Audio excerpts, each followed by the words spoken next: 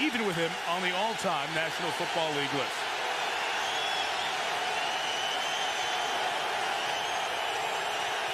Opening drive starts from the 20. And Manning down the middle for Clark. And Dallas Clark into the clear. Opening play, touchdown, Colts, 80 yards.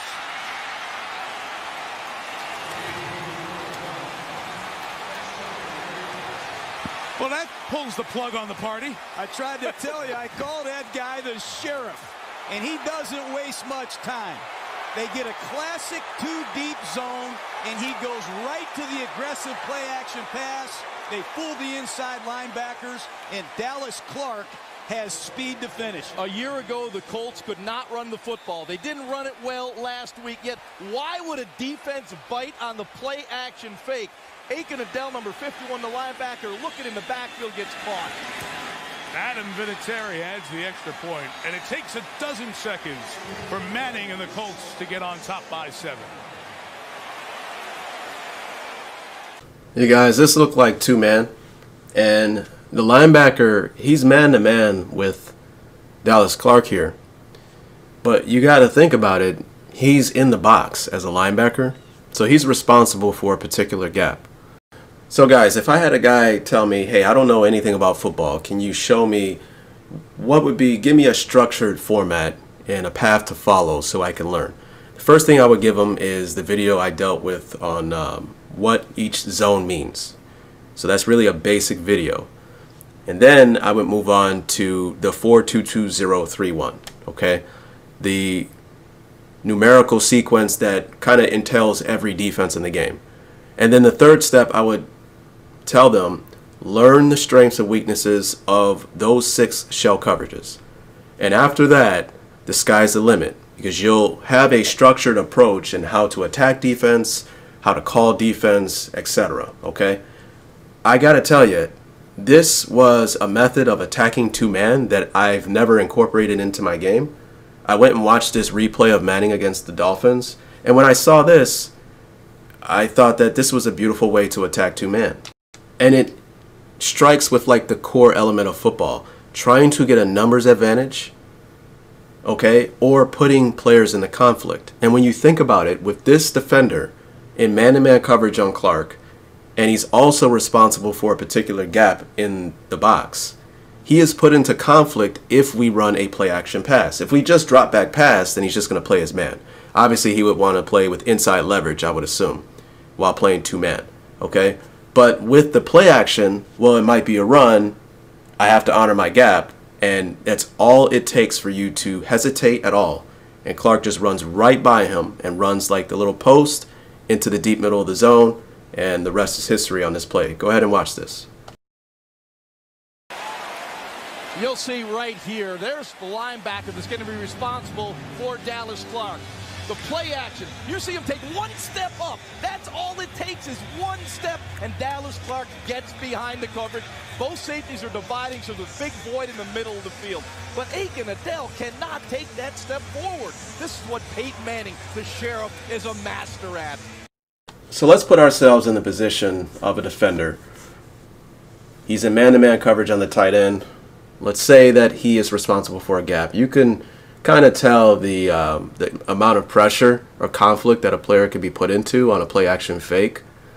And you have the tight end just running right by you. The slight hesitation of sitting flat, especially allowing that guy to go inside where you are vulnerable on the defense, can be a problem. Now in Madden, when I check the run fits, I noticed that a run to the left here, the nickel back is responsible for backside, but if you run to him, they don't have him as a run fit responsibility, okay? So I wonder if that has something to do with wanting to keep the linebackers in the fit and not the nickel.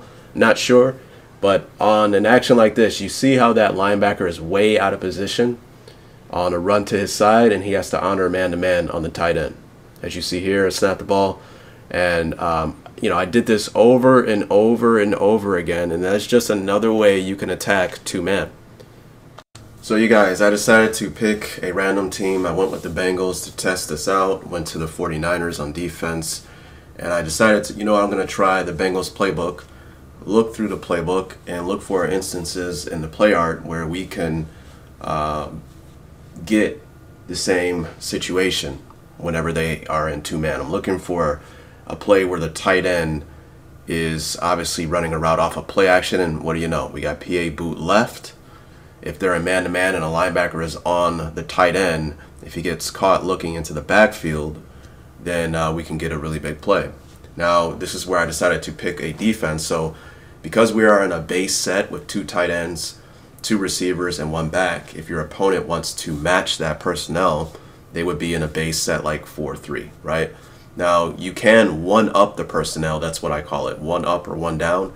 In other words, if we are in a base set like 2 tight ends, 2 wide receivers, and 1 back, and you want to one-up, then you would be in nickel. The problem with that is your defensive back would be matched up on a tight end. Now, if we were to throw the ball, then obviously that would be slightly an advantage for the defense because you have a corner defending a tight end in space. But on the flip side of that, if we were to run the ball, the nickel is involved in the run fit, well, then we would have a bigger player with a mismatch tight end involved on the nickel. Okay, so that's the way I look at things. That's why picking a formation like empty base flex is a disadvantage for the offense. Because when you pick that particular formation, it's an empty set, but you have base where you have like 2 wide receivers, 2 backs, etc., and a tight end, right? But if I know you're going to come out in that formation and there's no threat of a run because it's an empty set, then I can come out and dime. Now I got defensive backs defending your running back and tight end in space. So you may ask, well, why would you even have a formation like that in the game? Well, they have that because in real life, your opponent, the defense, they don't know what formation you're going to line up in. When you come out in a particular personnel grouping, then they try to match that personnel. So when you come out with 2 wide receivers, 2 backs, and a tight end, then they match that with linebackers like a 4-3 or a 3-4. And then when you break the huddle, then you align an empty set. So now you have linebackers in space defending the tight ends and the backs, right? So that's one of the disadvantages of Madden. I don't have a problem with them showing the formation that you will come out in because we are at a disadvantage not having iPads and being able to properly prepare for opponents for 2 weeks the way teams are in the league, or 1 week. So here we picked a play and I ran this over and over again, and as you see against a really good linebacker, we were able to get space.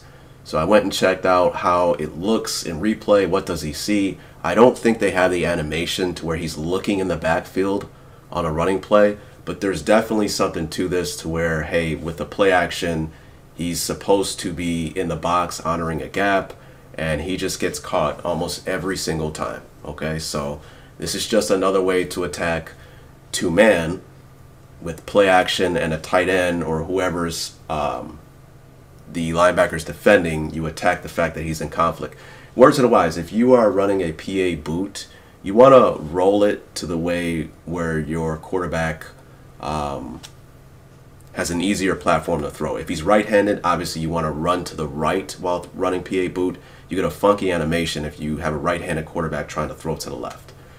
So I went through the playbook and I'm like, hey, let me look for another one. I found PA dagger cross. I wanted to check it out. And, you know, as advertised, I ran this over and over and over again, and no matter what, I just kept getting open on this because, again, you got to think about these linebackers. They're involved in a run fit. They're put in a conflict on play action pass due to the fact that they have to honor a gap. I didn't pick this play. I was going through. I missed this one, but this is another example. Can you imagine this pre-snap action with the motion running across with the play action? Can you imagine a linebacker who would be involved in defending the tight end on this little crossing pattern, how he can get caught in the muck looking into the backfield with all that backfield action, right? So, you know, I was amazed. I'm amazed at football. You know, I know a lot about the strengths and weaknesses of 2-man and how I attack it and all the other coverages, but I don't know why I've never thought on attacking 2-man this way until I watched that video with Manning. I've seen that game, you know, I don't know how many times, but I don't know why. I went back and watched it again because I like to watch highlights of Manning. And I saw that, and I'm like, hey, they were in 2-man, and he attacked down the middle of the field with the linebacker. So that's why I went through the playbook, and I was looking for a play like this one, where the tight end actually attacks the deep middle of the field.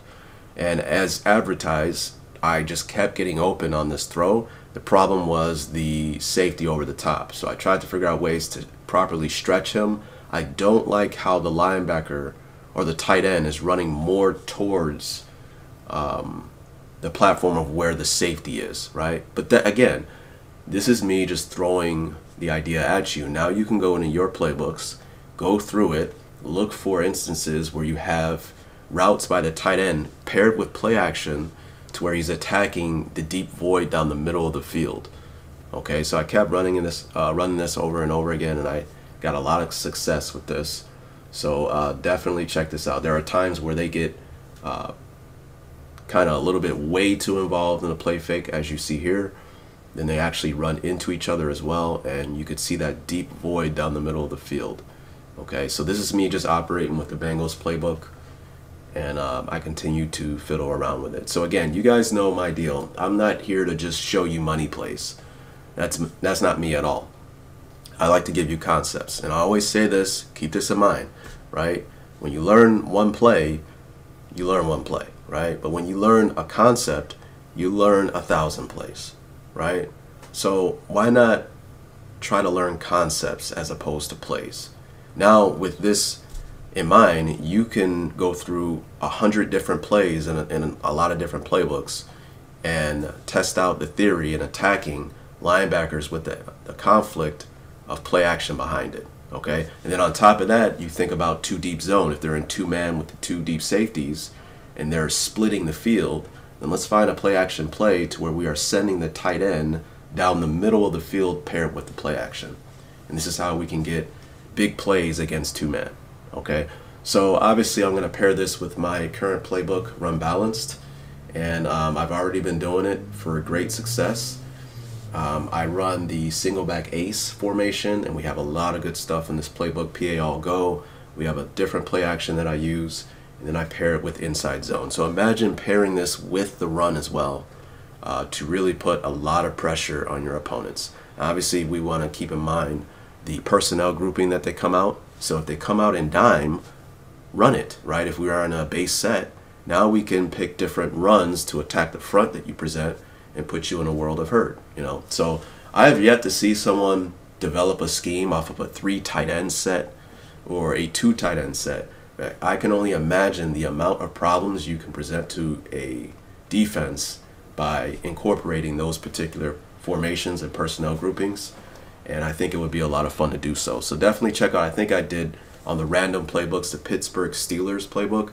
And I gave you a hint of running the 3 tight end formation, which can be a lot of problems, present a lot of problems for a defense. So I hope you guys got something from this video. I think I really want to get into a series that I'm going to title the library, I guess you can say, where I want to put together the strengths and weaknesses of all 6 of the shell coverages and kind of have a library where you can always go to whenever you want to refresh your memory on that. So hope you guys enjoyed the video. I hope you keep coming back for more. Peace.